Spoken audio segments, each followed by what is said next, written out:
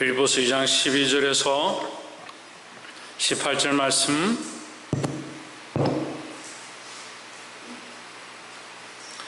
다 찾으신 줄 알고 한 절씩 교독으로 읽겠습니다. 그러므로 나의 사랑하는 자들아, 너희가 나 있을 때뿐 아니라 더욱 지금 나 없을 때에도 항상 복종하여 두렵고 떨림으로 너희 구원을 이루라.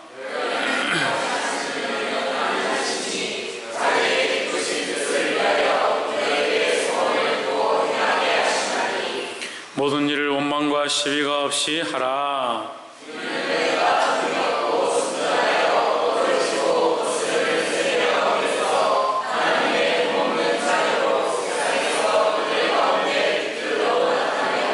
생명의 말씀을 밝혀 나의 다름질도 헛되지 아니하고 수고도 헛되지 아니하므로 그리스도의 날에 나로 자랑할 것이 있게 하려 함이라.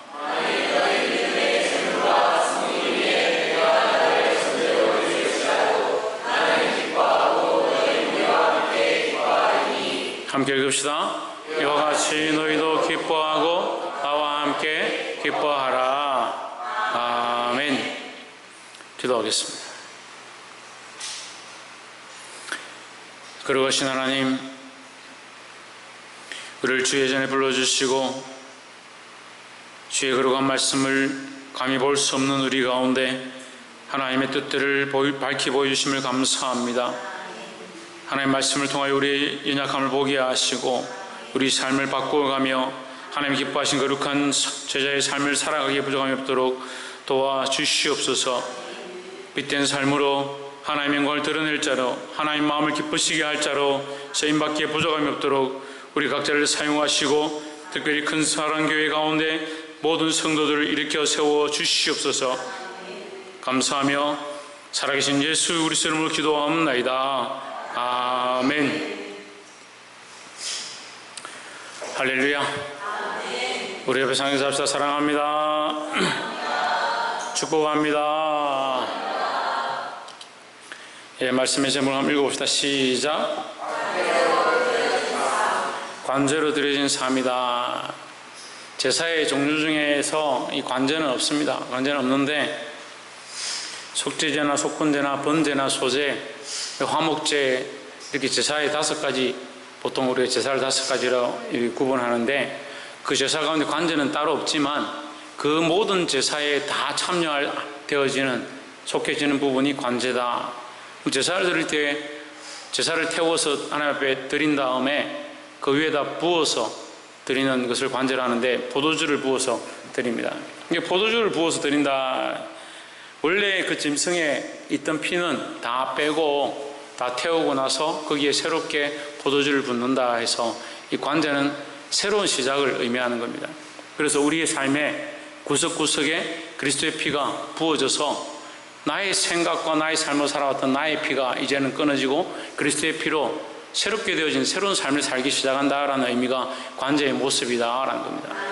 그래서 우리는 이제 우리의 생각과 우리의 가치관과 내가 하고 싶었던 것들, 내가 옳다라고 생각하는 것을 하는 것이 아니다는 겁니다.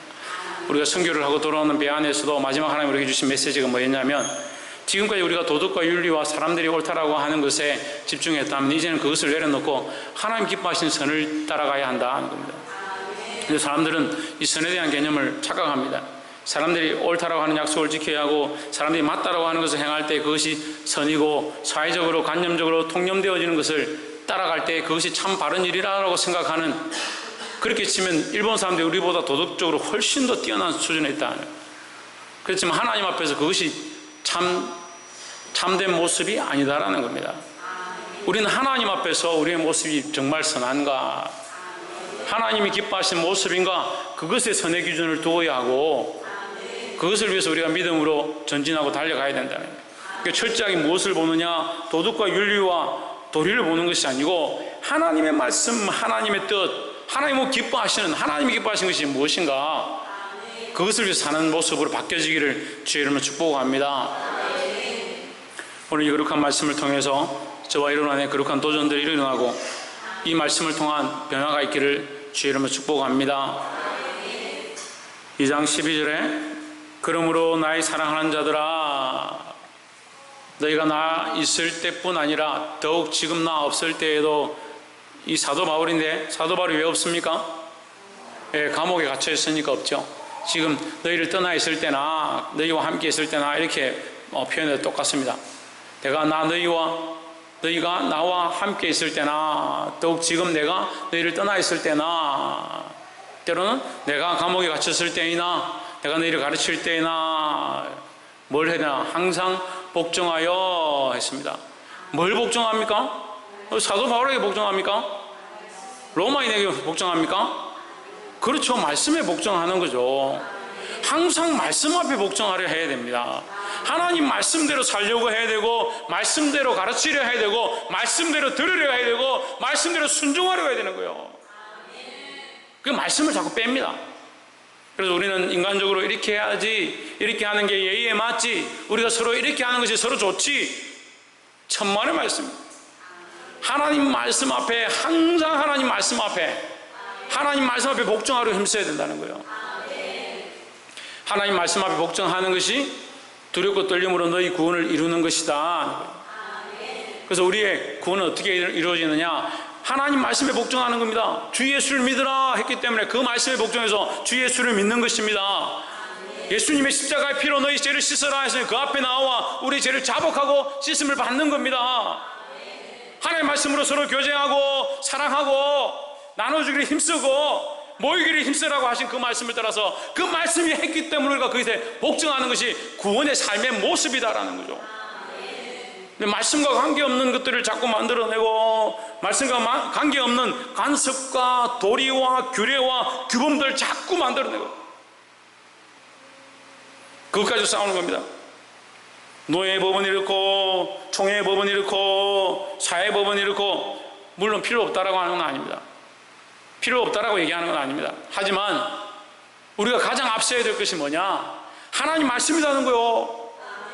우리가 세상의 법 가운데 가서 법정에서 이겼다, 노예 법에 가서 이겼다라고 할지라도 하나님 말씀에서 벗어났다면 그것이 무슨 소용이 있냐는 거예요. 그냥 이 구원의 개념을 자꾸 잊어버린다. 우리의 실제적인 삶보다 하나님 말씀을 이루는 것에 더 초점을 맞춰야 하는데 우리의 시각들은 뭘 이루길 원하냐? 나의 실제적인 삶이 1,000원짜리 먹다가 10,000원짜리 먹기를 바라고, 나의 실제적인 삶이 작은 차 타다가 큰 차 타기를 원하고, 나의 실제적인 삶이 항상 여전히 내가 바라는 것들을 꿈꾸고 있으니까 우리의 영혼 육이 온전히 구원받는 데는 관심이 없다. 그러니까 너무 쉽게 생각하고 주 예수를 믿으라 그리하면 너와 내 집이 구원을 얻으리라 한 그 말 하나로 끝났다는, 아무것도 하지 않는다. 성경은 우리에게 전인격적인 구원, 우리의 영과 혼과 육이 또한 하나님 나라까지 온전히 들어가기를 원하시는 줄 믿습니다. 그런데 여러분, 이 사도 바울이 얘기하는 이 단어에 대해서 우리가 항상 집중해야 하고, 제가 여기 말씀을 통해서 또한 보는 것은 너희 구원이다. 들을 것 들림으로 너희 구원이야. 너희 구원. 또 사도 바울은 이미 구원받았다는 거야. 나는 구원받았으니까 너희 구원을 이루라. 너희가 말씀에 복종함으로 나를 구원하는 게 아니다. 너희가 말씀에 복종해 줌으로, 이 말씀을 들음으로, 이 말씀대로 살고자 함으로 나를 구원해 주는 것이 아니다. 사도 바울은 지금 감옥에 있는데 저도 마찬가지입니다. 여러분이 이 말씀을 전함을 들음으로 제가 부여해주고 제가 더 구원에 이르고 천만에 관계없어요. 하지만 이 말씀을 전할 수밖에 없어요. 왜? 그것이 하나님 내게 맡기신 일이니까. 무엇에 복종하냐? 말씀에 여러분이 복종함으로 여러분이 구원받는 거예요. 여러분 각자의 구원, 자기 자신의 구원, 하나님 말씀에 복종함으로 너희 구원을 이루라 하는 이 말씀이 오늘 저와 여러분 안에 이루어지기를 주의 이름으로 축복합니다. 자기 구원이다. 내가 말씀에 순종하여 내가 구원을 얻는다. 13절에 너희 안에서 행하시는 이는 하나님이시니 자기의 기쁘신 뜻을 위하여 너에게 소원을 두고 행하게 하시나니 했습니다. 우리 안에 이미 누가 일하기 시작했느냐? 너희가 말씀을 순종하고 하나님 믿기로 작정하고 그리스도를 믿고 따라가기로 했다면 이미 너희 안에 누가 들어와 있느냐? 하나님 들어와 있다는, 하나님이 너희 안에 운행하시고 너희 생각을 다스리기 시작했다. 어떻게 하면 되느냐? 순종하면 된다. 그 하나님이 이미 우리 안에 알게 하셨고 깨닫게 하셨고 우리 양심에 만지시고 말씀을 들어서 들을 만한 길을 허락하셨고 깨닫게 하셨는데 순종하면 되는데 제일 안 되는 게 순종이다. 듣지 못하는 게 아니더라고. 제가 이 청년들이나 많은 사람들 교육시켜보니까 듣지 못하는 길을 가진 사람 별로 없어요. 듣긴 들어요. 심지어는 교회 안 다니는 사람도요, 앉혀놓고 말씀을 전하면요 찔려가지고요 어디 도망가려고 그래. 아, 듣기는 듣는구나. 처음 교회 온 사람도 앉아서 말씀 듣고 찔린다고 내한테 와가지고 목사님 말씀 들으니까 왜 이렇게 찔려요? 그게 듣긴 듣는 거예요. 듣긴 듣는 거예요. 그런데 뭘 하지 않습니까? 결단하지 않습니다. 결단하지 않습니다. 내가 이것을 끊어내겠다. 이것을 배워버리겠다. 이것을 배워버리고라도 나는 하나님 나라의 백성이 되겠다. 내가 술 먹던 거, 담배 피우던 거, 음란하던 거, 폐역한 일을 하던 거, 세상에 쫓아가던 거 내가 끊어버리겠다. 그렇게 하고라도 나는 하나님 나라의 백성이 되겠다. 결단 안 하는 거예요. 귀는 많이 열려있는데요, 말은 잘하는데요, 뭘 하지 않느냐? 결단하지 않는 거예요. 결단하지 않으니까 뭐가 안 되는 거예요? 결국 순종이 안 되는 거예요. 그래 마음이 아프다고요. 부족한 저도 이렇게 마음이 아픈데 하나님 얼마나 마음이 아프시겠습니까? 그러니까 이 백성은 듣기는 들어도 뭐하지 못하고 깨닫지 못하고 듣기는 듣는데요. 듣기는 듣는데 깨닫지 못하고 보기는 보는데 뭐하지 못한다. 알지 못한다. 차라리 깨닫지 못하고 알지 못해도 뭐 하면 되느냐? 순종하라는. 어떻게 될지 어디로 갈지 갈 바를 알지 못하지만 믿음으로 그것을 순종하는 것이 우리에게 필요하다는 거예요. 우리 안에 하나님께서 뭘 행하시나? 기쁘신 뜻을 두고, 기쁘신 뜻을 위하여, 하나님의 기쁘신 뜻을 위하여 뭘 두고? 소원을 두고 행하게 하신다는 거예요. 그래서 이 소원이 있다. 소원이 하나님 나라에 들어갈 소원, 하나님과 함께할 소망, 그 하나님과 교제하는 이 소원이 있다. 더 하나님 기쁘시게 할 소원들이 내게 있다. 이게 뭐와 연결됩니까? 하나님을 기쁘시게 하는 이 모양, 하나님 기쁘시게 하는 삶을 살아가는 자는 결국 그 삶을 남기는 거죠. 내가 하나님을 기쁘시게 해서 뭘 남기냐? 달란트를 남겼다. 그러면 그 마지막 때 하나님이 정산하실 때 착하고 충성된 종아, 네가 이 작은 것에 충성하였으니, 여기 충성이 나오는 거예요. 충성. 여러분, 순종과 복종 그 앞이 뭐냐면 충성이에요. 충성. 순종하겠다 하는데 안 돼요. 복종도 안 돼요. 그럼 충성이라도 해요. 사실은 같은 말인데 순종하기 싫다 하니까 복종하라 하고, 복종하기 싫다 하니까 충성하라 제가 하는 거예요. 같은 말이에요. 같은 말.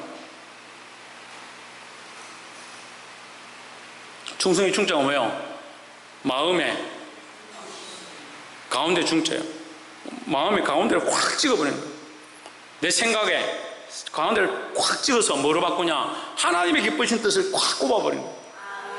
그럼 이제껏 나를 위한 소원으로 확 살았는데 이걸 뽑고 하나님의 원하신 뜻으로 확 박아서 말하는 것이나 행하는 것이나 듣는 것이나 이것을 하나님 기뻐하신 뜻을 위하여 살아가기 시작하는 것이라는 거예요. 그래서 소원을 두고 행한다.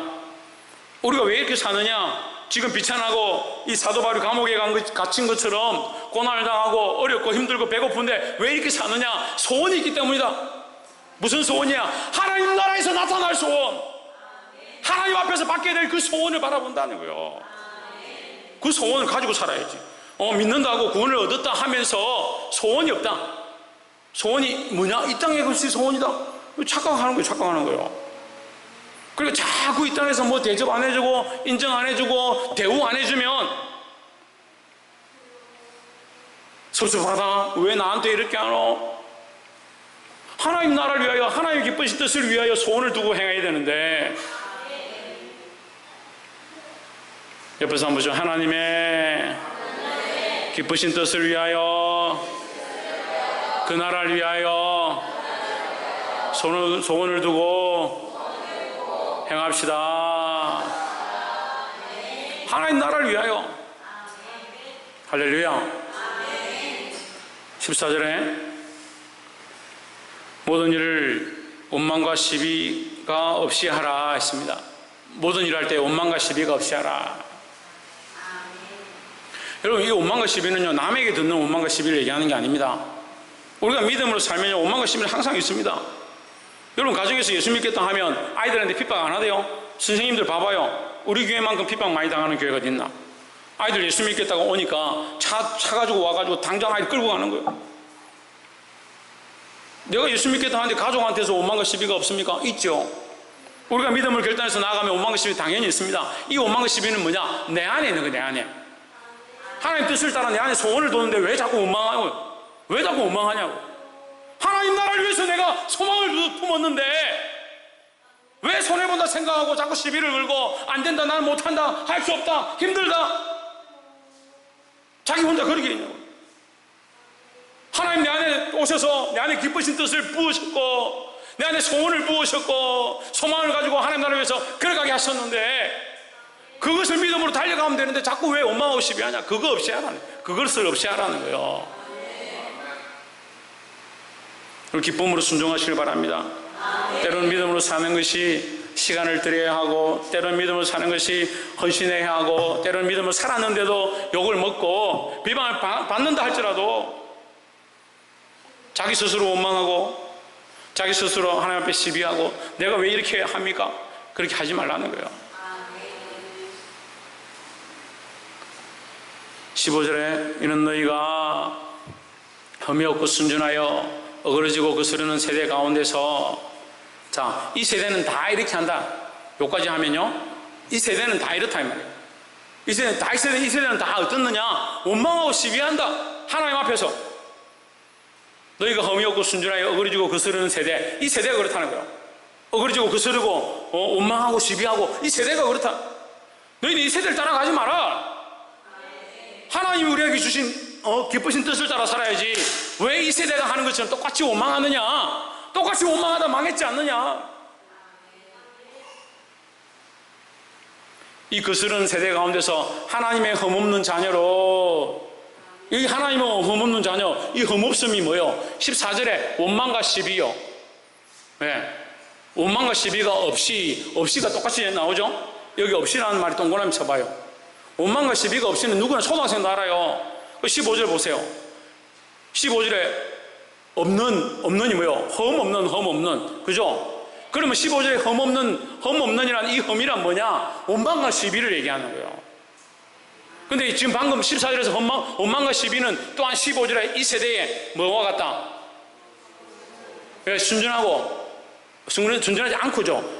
예, 흠이 있고 순전하지 않고 어그러지고 거스르는 세대, 이 세대가 그렇다는 거예요. 15절에 흠 없고 또 있네. 흠이 없고 밑에 흠 없는 자녀로 없는 것 없어야 한다. 원망과 시비가 없어야 된다. 하나님의 흠 없는 자녀로 세상에서 그들 가운데 빛들로 나타내며 했습니다. 할렐루야. 세상에 빛으로 나타나는 저와 여러분 되시기를 소망합니다. 근데 어떻게 빛으로 나타나느냐? 원망과 시비가 없어야 된다. 명절에 갔는데 내가 교회 다니는데 너무 힘들다. 교회 다니는 게 힘들어 죽겠다. 안 믿는 사람들 다 모아놓고 교회 다니는데 고생도 많고 11조도 자꾸 내라 하고 주일도 오고 수요일도 오고 금요일도 오고 기도회는 왜 안 오냐고 뭐라 하고 목사님 진짜 힘들게 한다. 그렇게 하면 믿지 않는 사람들이 너 그래 잘했다. 교회 너무 열심히 다니지 마라. 그거 빛이 되겠습니까? 빛이 된다는 게 도대체 무슨 의미요? 환난과 핍박과 고난이 있고 오히려 세상이 우리를 원망하고 세상에 대하여 핍박을 당하는데도 우리가 하나님 나라를 바라보고 묵묵히 믿음으로 전진해 나가고 거기에 소원을 두고 거기에 소망을 가지고 있고 어려운 상황 가운데 사업이 잘 안 되고 자식들이 잘 안 되는데도 여전히 하나님 앞에 나와 기도해서 이 문제들이 바뀌어지고 믿음으로 나아가는 모습들을 보이는 그것이 빛이죠. 할렐루야. 세상 가운데서 그들 가운데 빛들로 나타내며, 전 장례식장 가면 우리가 빛으로 참 많이 나타나는 것 같아요. 참 많은 사람들이, 안 믿는 사람들이요 부러워하는 거예요. 어떻게 죽음에 대해서 이렇게 초연하고 저런 어려운 상황 가운데 바른 말들을 하고 사람들을 위로하고 격려하고 할 수 있을까? 그 사람들 모르니까요. 죽으면 어떻게 되는지, 어디로 가는지 밝히 말해주는 데가 없으니까. 우리는 천국에 간다. 하나님 나라가 있다. 하나님 우리를 기다리신다. 지금은 육체가 죽어서 썩지만 그날에 하나님께서 이것을 다시 살리실 것이다. 그런 소망이 확신하잖아요. 그걸 소망이 없는 사람과 소망이 확신한 사람하고 이게 어디가 비슷하겠습니까? 그러니까 초등학생도 안다니까요. 몰라서 우리가 순종 안 하는 게 아니에요. 안다니까요. 알아요. 아는데 문제는 뭐냐? 순종하지 않는다는 거, 복종하지 않는다는 거, 충성하지 않는다는 거예요. 여러분, 하나님께서 우리를 세상 가운데 빛들로 나타내시길 원하십니다. 이 안에, 우리 안에 기쁘신 뜻을 따라, 하나님의 이 기쁘신 뜻을 따라, 세상의 빛으로 나타내기를 원하시는 이 하나님의 뜻을 따라, 여러분, 이 소망을 두고 이 땅의 소망이 아니라, 이 땅의 소원이 아니라 하나님 나라의 소원과 소망을 둠으로 승리하시는 저와 여러분 되시기를 주의 이름으로 축복합니다. 16절에 생명의 말씀을 밝혀 나의 다른 일이 헛되지 아니하고 수고도 헛되지 아니하므로 그리스도의 날에 내가 자랑할 것이 있게 하려 함이라 했습니다. 결국 뭘 얘기하느냐? 하나님 말씀, 생명의 말씀이다. 생명의 말씀을 어떻게 밝히냐? 밝히는 것은, 이제 밝힌다는 말은 높이 든다는 거예요. 높이 든다. 높이 든다는 의미죠. 우리 등을 다른 등이 몇 개 나갔는데 등이 여러분 땅바닥에다 해놨으면 어떻게 될 것 같아요? 우리가 예배드리는데 등을 땅바닥에 뒀으면 어떻게 될 것 같아요? 성기층이 보일 것 같아요? 우리 아이들 수련회 가니까 글자가 안 보니까 LED, 이제 휴대폰 LED를 켜가지고 이렇게 비추더라고. 휴대폰 LED 켜가지고 요즘 밝으니까 이렇게 비추죠. 그게 땅바닥에 놔두면 어떻게 돼요? 땅바닥에 놔두고 어떻게 봅니까? 그게 기본적인 상식이잖아요. 생명의 말씀을 밝힌다. 말씀을 높이 든다는 거죠. 높이 든다는 말은 무슨 말이요? 많은 사람들이 보게 한다는 거죠. 죄인들이 죄가 드러나고요. 우리의 연약한 그림자가 드러나고요. 어떻게 드러납니까? 이 빛을 통해서 드러나는 거예요. 그럼 우리가 이 세상에 이 하나님 말씀을 드러내고 많은 사람들이 이 빛을 보고 그 빛으로 나오게 하는 자. 우리는 어디로 가게 하는 자예요? 세상 사람들을 하나님 말씀으로 그 빛으로 나오게 하는 자예요. 그럼 어떻게 해야 되냐? 자꾸 이런 생각이에요. 내가 모범적인 삶을 살고 내가 좀 더 도덕적으로, 좀 더 윤리적으로 내가 시간 약속을 잘 지키고, 물론 필요합니다. 근데 그것은 말씀을 밝히는 게 아니에요. 우리가 하나님 말씀 자체를 존귀히 여기는 거예요. 하나님 말씀을 가장 최고로 우선하고요. 하나님 말씀을 지키지 않으면 내가 두려워서 떠는 마음으로 하나님 그 말씀을 이루고자, 하나님 말씀을 지키고자 그 하나님 말씀 자랑하고 드러내는 거예요. 그렇게 할 때 뭐가 일어나냐? 나의 구원이 일어나고요. 그 말씀을 보는 자들이, 이 말씀을 밝히 보이는, 드러낸 자들을 통해서 세상의 많은 사람들이 그 빛으로 나오게 되는 거예요. 그리고 내가 말씀대로 살고자 몸부림치지 않고 내가 그 말씀대로 순종하고자 그 말씀을 존귀히 여기지 않는데 누가 나를 보고 예수 믿겠다. 나는 네가 하나님 믿는 거 보니까 나도 네 따라서 하나님 믿어야겠다. 누가 그렇게 하겠냐고요. 근데 그런데도 하나님 우리를 여전히 어떻게 하길 원하시냐? 빛으로 드러나길 원하신다. 우리를, 누구를요? 나를 그래요. 나를 우리를 세상의 빛으로 드러나길 원하신다는 거예요. 이 하나님의 계획과 뜻에 따라서 말씀을 밝힐 수 있는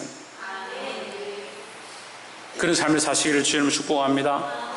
생명의 말씀을 밝히는 것의 삶이 이 사도 바울의 모습 가운데 나는 이렇게 밝혔다를 얘기하는 거예요. 생명의 말씀을 밝히고자 나는 어떻게 사느냐? 나의 다른 일이 헛되지 아니하게 하고 수고도 헛되지 아니하게 하고 그리스도의 날에 내가 자랑할 것이 있게 하려 힘썼다라는 거죠.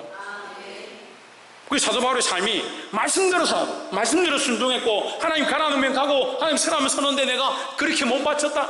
내가 지금 감옥에 갇힌 것 또한 하나님 말씀을 밝히다가 내가 이렇게 되었다. 그래서 나는 부끄럽지 않다. 이 다름질이 헛되지 않다. 나의 수고가 헛되지 않은 줄 나는 알고 있다. 내가 지금 감옥에 갇혀서 남들이 비난할 수도 있겠지만 나는 그리스도의 날에 내가 분명히 자랑할 것이 있음을 안다.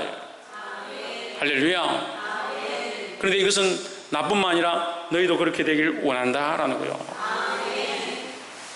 17절에 만일 너희 믿음의 제물과 섬김 위에 내가 나를 전제로 드릴지라도, 이 관제를 얘기하는 거예요. 관제. 너희 믿음의 제물과 섬김 위에 너희 삶이 믿음으로 하나님 앞에 드려지고 너희가 섬김으로 앞에 나아가는 그 인생, 그런 삶을 살고자 하고, 지금 방금 본문에서 말한 것처럼 이 구원을 이루고자 몸부림치고 또 말씀에 순종하고자 힘쓰고 하나님의 말씀을 밝히고자 함으로 헌신하고 많은 사람들을 구원의 길로 인도하는 삶을 살아간다면, 그렇게 순종하고 살아간다면, 나는 나를 너희에게, 너희의 그 삶의 재물 위에, 너희의 헌신 위에 나를 전제로 드리기 원한다. 전제로 드리는 것은요, 희생이 필요한 겁니다. 희생이. 자기를 죽여서 거기에 피로 쏟겠다는, 그리스도께서 우리의 모든 인생의 삶 위에 전제로, 관제로 드리신 모양처럼 우리를 위해서, 사도 바울이 이 교회를 위해서 전제로 드리겠다. 그 우리 교인들도요, 또 교사들도요, 아이들 가르치는 자들도요, 어떤 생각들을 해야 되나? 나는 항상 이 영혼들을 위하여 나를 관제로 드려야겠구나, 이런 생각을 해야 돼요. 근데 이거 거꾸로 생각하는 사람이 있습니다. 자기가 교사를 하는데 나를 위해서 이 아이들이 필요한 거고, 내가 교사니까 아이들이 많이 부흥돼야 되고, 그러니까 안 부끄럽지, 자랑스럽지, 그런 생각을 하는 거예요. 아니에요. 이 아이들이 구원에 이르는데, 이 아이들이 하나님 아는데, 하나님의 기쁘신 뜻을 알아가는데, 하나님의 전인격적인 생명으로 살아가는데, 구원을 얻는데, 내가 내 삶을 희생해서 내 피를 쏟았으라도 그들의 믿음이 온전히 되어지기를, 교회도 그렇게 해야 돼요. 성도들이 믿음으로 나아가고 하나님 만나고 하나님 말씀대로 살아가고자 하는데, 목회자가 자기 삶을 쪼개고 짜고 찌어짜서 여기 관제로 드려지는 자가 되어야 되지. 자꾸 반대로 생각해, 반대로.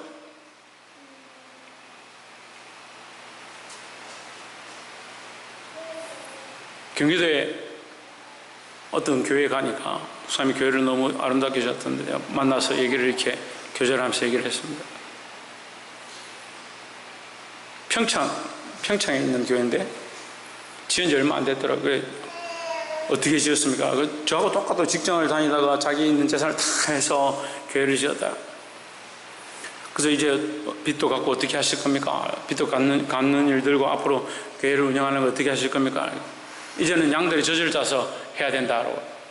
맞아요. 양들이 이제 젖을 짜서 하나님께 헌신하는 게 맞죠. 하지만 끝까지 어떤 생각들을 가져야 되냐? 우리가 받을 존재라고 생각하는 것, 그게 문제예요. 여러분이 아멘할 필요 없죠. 그건 우리 목자들한테 얘기하는 거예요. 받을 존재라고 생각하는 게 문제예요. 교사들도 마찬가지예요. 아이들한테 뭔가 대우받고요, 애들 때문에 내가 만족하면 없고요, 그런 생각 자체가 문제예요. 그리스도께서 자기를 비워 자기 종의 형체를 가셨고 자기 목숨을 피 흘리셔서, 우리 성경 와서 우리가 말씀을 나누다가 하나님 저에게 주신 참 큰 은혜가 뭐냐면, 구약의 양의 피를 쏟아서 그 피를 흘려서 제물이 되었던 것처럼 예수님이 십자가에서 자기 피를 쏟으셨는데, 얼마나 쏟았냐? 그 옆구리를 찌르니까 피가 나오고 물이 나와서 더 이상 나오지 않을 만큼 자기가 가진 모든 피를 다 쏟았다. 누구를 위해 쏟았을까? 그런 생각을 해봤어요. 그 찌르는 로마 병정을 위해서 흘렸을까? 빌라도를 위하여 예수님께서 그 피와 물을 다 쏟았다고 하셨을까? 왜 다리를 꺾지 아니하고 옆구리를 찔러서 그 물과 피가 쏟아지게 하셨을까? 우리를 위하여 다 흘리셔야만 했던 그 피, 우리를 위해 다 쏟으셔야만 했던 그 물. 근데 우리는 쏟으려고 하지 않습니다. 우리를 쏟아부어서 다른 영혼들을 위하여, 아이들을 위하여, 생명을 위하여 그들을 살리고자 하는 관제가 되기보다, 그들을 이용해서 칭찬받고 명예를 얻고 자기 먹고 사는데 바쁘다. 여러분, 그건 세상이 말하는 도리고요, 도덕이고요. 하나님 말씀 앞에 순종해야 하고, 자기 자신을 관제로 드릴 수 있는, 나는 사라지고 없어진다 하더라도 이 청년들과 이 학생들과 이 교인들 위해 부어져서 그들의 제사를 하나님 앞에 온전하게 하고 그들의 예배를 더 온전케 하는데 우리가 쓰임받아야 합니다. 마찬가지로 여러분 다 직분자들로 교사로 교회 가운데 세워졌습니다. 뭘 하느냐? 이 영혼들을 온전케 하는데, 이 아이들을 온전케 하는데, 이 아이들 말씀으로 세우는데 우리 자신들이 쓰임받아야 된다는 거예요. 관제로 드려질지라도 나는 기뻐하고 너희 무리와 함께 기뻐하리니 했습니다. 기뻐하고 너희 무리와 함께 기뻐한다는 말은 나는 사라진다 하더라도 너희가 기뻐할 것이다. 다시 또 말하면요, 너희가 기뻐하는 것을 볼 때 나는 기쁘다 하는 거죠. 자기 만족과 자기 기쁨보다 너희가 기뻐하고 너희가 만족하고 너희가 하나님 나라에 소망을 둘 때 내가 기뻐할 것이다 하는 거죠. 할렐루야. 얼마나 멋진 믿음입니까? 이 믿음을 우리가 다 따라가지 못한다 하더라도 우리가 이 믿음의 고백을 해야 되는 거예요. 18절에 이와 같이 너희도 기뻐하고 나와 함께 기뻐하라 했습니다. 자, 이 18절을 왜 다시 반복한 것처럼 다시 한번 얘기하느냐? 너희도 이렇게 하라는 거죠. 내가 너희에게 관조를 드리기를 원한다. 그래서 너희가 하나님을 알므로 나도 기뻐하고 너희가 기뻐하는 것을 볼 때 내가 정말 기뻐할 것이다. 나는 사라지고 없어진다 하더라도 너희가 하나님 앞에 구원을 이뤄가고 하나님 앞에 그 소원을 두고 그 소망으로 나아가는 것을 볼 때에 내가 기뻐할 것이다. 너희도 어떻게 해라? 너희도 이런 삶을 살아라. 너희도 이와 함께 기뻐하고 이것을 가지고 기뻐하고 나와 함께 기뻐하라 하는 거예요. 너희도 이 기쁨을 가져라. 이 기쁨이 무슨 기쁨이냐? 예수 그리스도의 기쁨이에요. 예수 그리스도의 기쁨. 예수님이 생명을 구원하시고자 십자가에 못 박혀 죽으심으로 자기를 비워 희생하셨던 그 모습. 하지만 하나님께서 그를 부활하게 하시고 그에게 모든 이름이 뛰어난 이름을 주셔서 회복케 하시는 그 기쁨을 얘기하는 거예요. 우리도 이 땅에서 실패한 것처럼 다 빼앗긴 것처럼 다 손가락질하고 절망의 가운데 있을지라도 우리가 하나님 앞에서 다시 드러나게 될 것, 그것에 대한 소망을 가진 거예요. 그게 기쁨이에요. 여러분, 이 땅의 기쁨이 아니고 이 땅의 소망이 아니고 하나님 나라의 기쁨과 소망으로 이것을 받게 되는, 이 기쁨을 누리게 되는 저와 여러분 되시기를 주의 이름으로 축복합니다. 기도하겠습니다.